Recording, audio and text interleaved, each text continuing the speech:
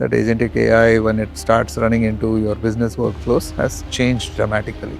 Adoption of AI is linked to, we believe, is linked to technology infrastructure, because the economics of storage is changing in an environment. Absolutely. Yeah. Who is changing the economics of environment? Storage economics is AI, or what I'm investing today rather.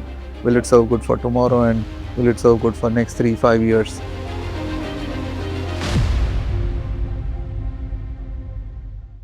Let's start this very interesting conversation with Mr. Venkat Sitaram. Thank you so much for doing this conversation with us, and a lot of learning with you today that we have to go through. I hope you're ready. I am. Yeah. Pleasure. Thank you. The first section, India's AI inflection point. Now, India is seeing really rapid growth when it comes to AI adoption. And how is enterprise exactly having the conversation, evolving it, and around it? If you can give us an insight. Well, when you talk about inflection point, the first thing that comes to my mind is most of pilots moving into production, and there are clear proof points, and that's when you can really say that it has reached an inflection point, because the adoption rate has gone up. Biggest catalyst for this is agentic, because the cognitive work that agentic AI, when it starts running into your business workflows, has changed dramatically. So it's made analytics easy, it's made coding easy, right? And you don't need so many human interventions. So that's a scale, and if businesses leverage it um, at a scale that they have otherwise not used, outcomes are going to be significantly higher. I think that's the change that we are seeing, and this trend is catching up rapidly here. One of the key aspect is for my team is to go and make it easy for customers. Share our learnings, use cases of Dell's own Dell on Dell, as we call, and then tell customers and how it can work in your environment. If we could see success, you could see success, and we are here to help you do that. Absolutely. And that's where our services and our practitioners engage, AI practitioners engage early with customers, incredibly showing those proof points and capabilities that we bring to the table. Absolutely. And generally, what enterprises do, a more softer version of it comes to the B2C customers as well. And that's exactly where the real innovation starts when it comes to B2C. So, what you're doing is very, very crucial. Which actually brings us to our next section, which is from ambitions to outcomes. What do you see about the key challenges or key factors that are perhaps putting some speed breakers on the way to progress for enterprises? If you can tell us some challenges as well. Well, budgets are not growing. Okay. This is what Universal problem. universal problem. Yeah. Number 2, skills. Number 3, lack of right prioritization of use case sometimes leads to longer experimentation cycle, and that's where we see many of them have not progressed. I think that's changing, and that's now awareness around these 3 areas have significantly caught up. More and more inferencing is happening on the edge, and that has become the business layer. What that would mean is you can have a simple edge device, agentic edge device, and then start giving the power to that edge user, which was in the case a couple of years back. Yeah. Therefore, the pace of adoption is dramatically improving because of all of these enhancements that have come as part of our AI factory portfolio that addresses customer requirements right from the edge to the core to the cloud. So it's a comprehensive solve that we have. So that's enabling rapid adoption. Adoption of AI is linked to, we believe, is linked to technology infrastructure planning. And right, one size fits all approach will not work. You've got to have rightly sized infrastructure, and that's where we bring in our capability and support that we're providing to our customers. That actually is very precise what the industry experts in general also say, because if there is no infrastructure, you can't move to execution. Exactly. And that's exactly where you put in. I was there at Dell Tech World as well, as we were discussing previously, and I've seen your entire stack and how well versed it is for all sorts of challenges that the industry has to offer. So really interesting. Which brings us to the PowerStore Elite, and why now? Why is PowerStore Elite a timely launch for you, we have just understood that right now the people are finally, the enterprises are finally moving towards the section where they're ready to experiment. So is this indeed a strategic launch for India's AI journey? If you could give us an insight, why now? Absolutely, it's a very strategic launch. It's not yet another storage array. It's a data platform. It's a modern data platform. In the agentic AI world, uh, you will need that intelligence proliferating not just within your business but to the technology layer that you are uh, deploying. Absolutely. And in PowerStore Elite with the AI ops integration, the IT operations work otherwise in managing workloads, placing the right workloads on performance, and the recovery restore operations are all automated, made predictive. What is this doing is it's freeing up a lot of resource investments from the operations team of the customer organization. They can repurpose that elsewhere. So that's first intelligence. And second, when you look at 3x performance, 3x capacity, industry's best deduplication, then you can store more. Absolutely. You can therefore implement new workloads and even existing workloads instead of multiple storage arrays into now one storage array. So it's a massive consolidation. 3U density is amazing and it's a disruption. And therefore, we're seeing this as a game changer because the economics of storage is changing in an environment. Absolutely. Yeah. Who is changing the economics of environment? Storage economics is AI. So in that context, you have to have your data placed rightly and protected well to bring AI for great outcomes. And storage is a fundamental foundation layer when you think of data. And if you bring such capabilities, which are game changing, I think it is compelling for customers to quickly adopt this and move on. And that's where the key charter for me and my team will be to take this to the market fast and increase adoptions. Absolutely. And while you just mentioned that, of course, data is indeed, I mean, to say in a layman term, that it's the new oil. And that's why you need more smarter solutions to handle your data. And that's where PowerStore Elite comes in. What more features helps it to differentiate itself when it comes to an AI environment? Well, the infrastructure landscape is getting changed, and there is a thought process that comes in that what I am investing tomorrow, will it serve good for, or what I am investing today rather, will it serve good for tomorrow and will it serve good for next 3-5 years? Yes. And if your thinking moves to that point, then PowerStore Elite with the lifecycle upgrade capability, which is non-disruptive that we bring in, is an assurance for that need. Okay. So we're telling customers that start with PowerStore Elite 6 Gen 3 now, and later if there is a Gen 4 that comes in after few years, that can seamlessly coexist with this, and you don't need to have any disruption. So it's a significant continuity, business continuity, and call it sustenance. Planning that we are helping customers today with. So, of course, as you just mentioned, that while the solutions will also evolve over time, we are now somewhere reaching an inflection point where the AI is also changing. The sort of AI that we are dealing with, and the next frontier is indeed current frontier and the future frontier is agentic AI. Yeah. What does it exactly demand from an infrastructure standpoint? If you can give us an insight from that. Well, AI demands a lot of compute power, Yeah, we know. highly We know. optimized storage, Yeah. and last but not the least, high bandwidth network links. So all the three foundational elements of an infrastructure layer has to adapt and deliver to the agentic AI demands. And that's where we are coming out with newer releases.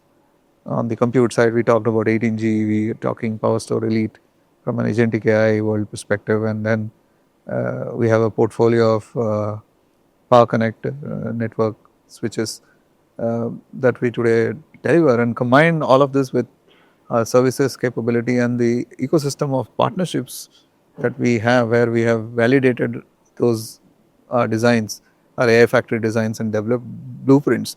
That is making it easy for people to move from pilot into production. Exactly. Pilot to production is the execution that you Yeah. have. If you want pace, you need something that is qualified, ready ready to use. It's like everything ready to eat. You You can quickly rely on. consume and rely, and coming from a trusted partner Hmm. with cyber resilience, Yeah. in the whole process taken care, and sustainability last but not the least. Absolutely. I actually happened to meet your cybersecurity director as well when I was in Dell Tech World, and I have to say he's a straight shooter. He just says it as it is, and we learned quite a bit during our presentation. And he was very, very serious when it came down to cybersecurity. He told us very clearly that for us, data breach just doesn't exist. We are making sure that the customer data and enterprise data in general, we treat it like our own data, and that's how it Absolutely, comes. yes. Yeah. That's important. You got to treat it like our own data. Yes, customers are one and we are one customer. How is Dell exactly helping enterprises navigate an increasingly complex AI ecosystem? Now, this is another very curious point because AI in general is multifolding at this point of time. There's open source AI, there is regular LLMs that we are aware of. There is now regulations also happening on LLMs. So, how does Dell as an enterprise company help to navigate this AI ecosystem to their customers? Well, we have a structured approach here. Yeah. We work with customers by engaging them with what we call as an accelerated workshop. And in that workshop, we clearly discuss how and where they could start and what could be the outcomes, measurable outcomes and use cases that needs to be prioritized in whatever phases, if we need to start in phases. Think about all of this as an advisory services that's coming from Dell at our cost, instead of customers looking around for those advisory services from multiple providers. And this advisory service is coming from Dell, who also gives AI factory, which is already purpose built and validated and ready. Yeah. Makes it more compelling, and therefore we've seen a lot of traction in doing so. This is a structured framework that we follow in engaging our customers, and once we set this up as what we call as step one, then we encourage those customers to come and visit our briefing centers for more deeper dive conversations, specifically into areas where we can show them real outcomes. Examples within Dell, examples of what we have learned from other experience are shared in confidentiality, obviously. And then we then create a scenario, how can the same or even better be achieved in your environment and what needs to, and then make a simulation, and that becomes a blueprint document for them to then go and work on. That's very crucial because the technology is also new, so they have to understand how to work around it. Absolutely. Yeah. And in doing so, what kind of ecosystem partnerships, what models, which delivers better outcomes, where and how, and the cost nuances. Yeah. All of those are discussed at length and detail. I would like to actually pick the word cost now because my next question was coming to that. How are enterprises considering economics of scale at AI right now? Because it's a new technology, they are adapting to it. There will be missteps because that's quite obvious. That's generally how it goes when you're adapting a new technology. But economics is something that they have to keep intact. How are you gauging the situation in terms of enterprises right now? Well, the cost of AI economics with tokenomics, as I call it, with more and more inferencing is changed. That is asking for a newer infrastructure.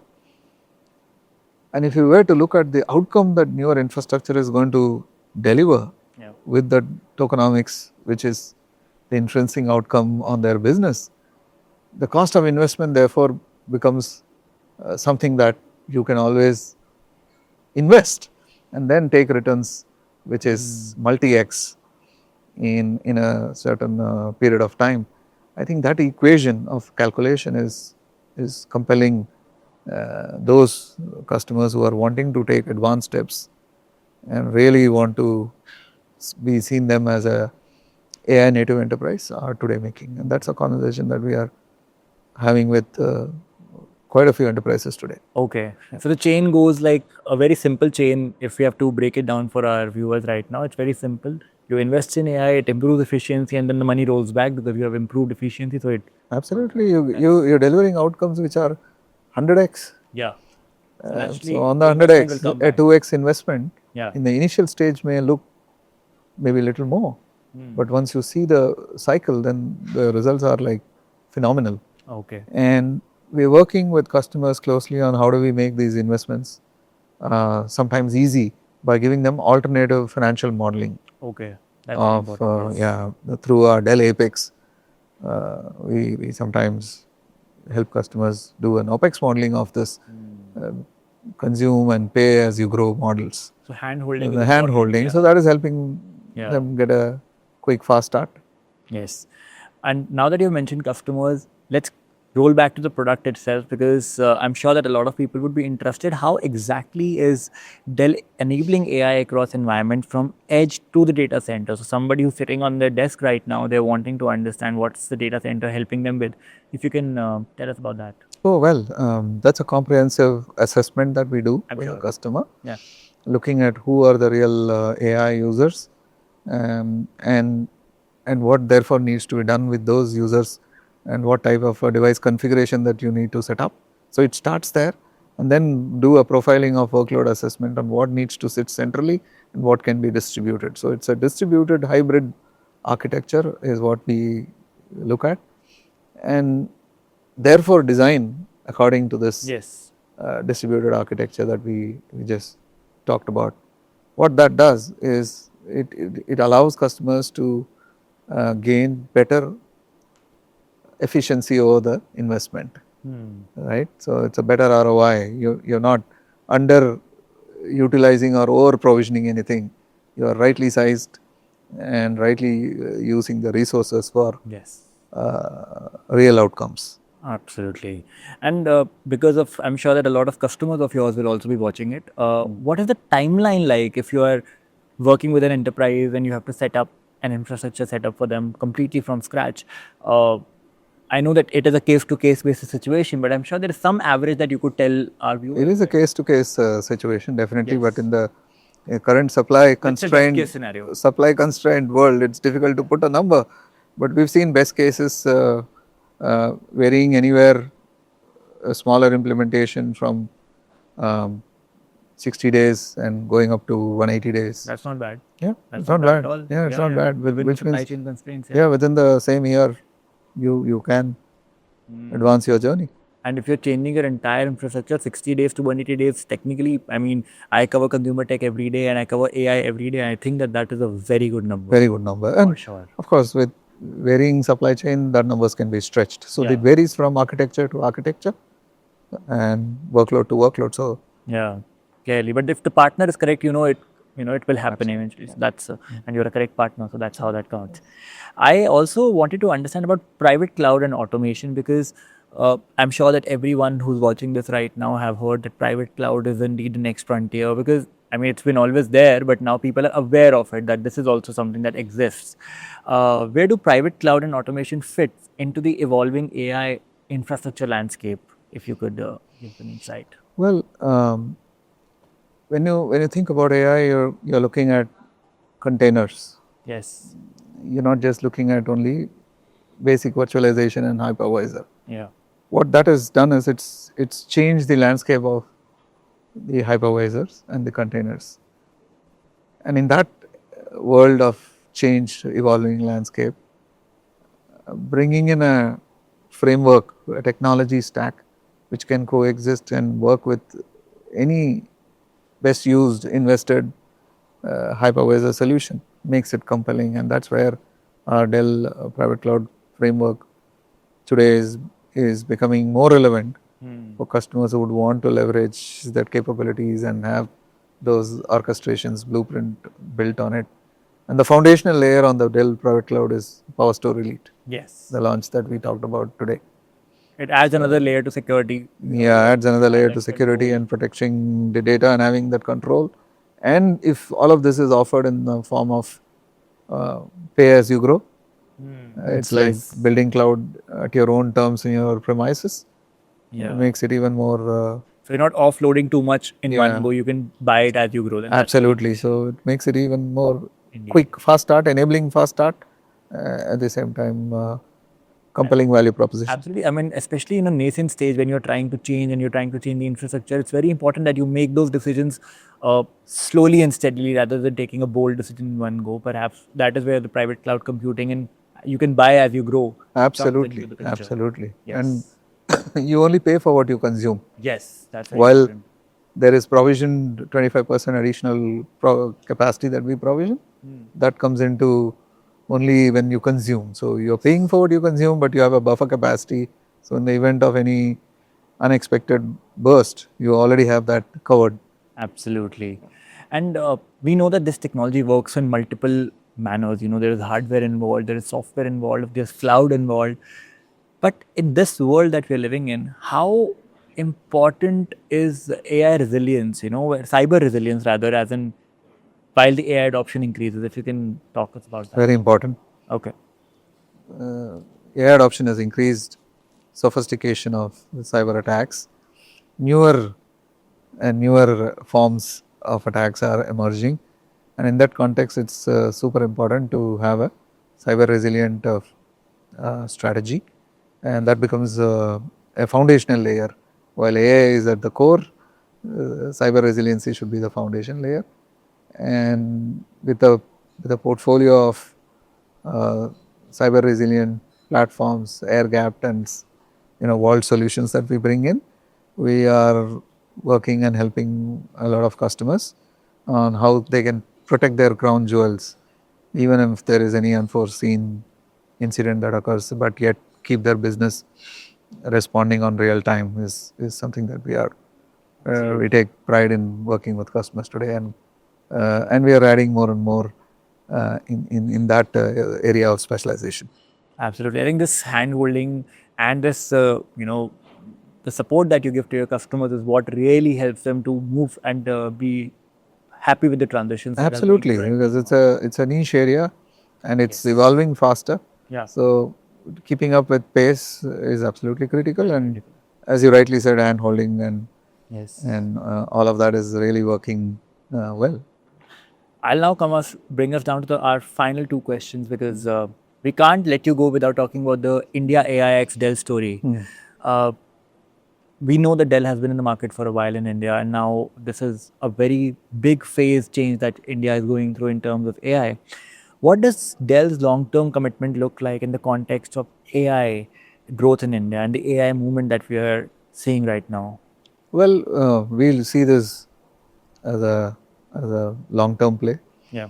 Um, Opportunities are emerging significantly, and the biggest I would say challenge is where and how to get started. Yeah. And I think if we engage at that right at that point, our ability to therefore enable customers to move into execution execute is much more faster. Yes. So therefore, that's the first step.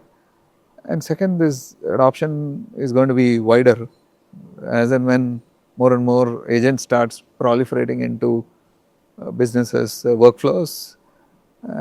You will see newer use cases emerging and multiplying, and it's going to have a therefore multiplication effects, and that's something that we are on the lookout for, and we are uh, And more customer base that more joins you. customer base. Therefore, we can create. It also creates adjacent areas of opportunity, and for partners who are working with Dell, they therefore see a long-term, stable, reliable technology provider coming and helping them Absolutely. work with their customers. And that brings me to my final question for today. But you just mentioned that your customers are indeed the king. I mean, there's no doubt about that. What is your outlook for Indian enterprises when it comes down to the next phase of AI adoption? Well, I can't specifically put a outlook number per se, It's changing every day. but it is pretty much moving, right? Yeah. Almost every day. Therefore, I think this is pervasive, and it's just not limited to only regulated sectors, but we are seeing this catching up with even small medium enterprises, AI startups. Anywhere and everywhere you see there is a talk and buzz about how can I do and what can I do AI. It's become board conversations, it become management meetings. Yeah. It's also into various discussions on are we leveraging enough, are we seeing that as a KRAs competitive now. differentiator. Yes. Yeah. So that is actually creating that ample opportunity, and that's something excites us, and we are looking forward to how do we make it real and easy for our customer. That's the core, call it KRA, that me and my team carry today. for helping customers. Absolutely. I think Dell has been a great enterprise partner for customers in India for the longest of time. And now that we move into this Yeah, it's next been phase, over 3 decades, Yeah. close to 3 decades now. We'll continue to see what the next decade I is. think this journey is only going to grow. It is bigger only and going to go bigger and uh, bigger. well, you heard it from the man himself. Thank you so much for this conversation today, and all the best. Likewise, it was a great conversation. Thank you for your time.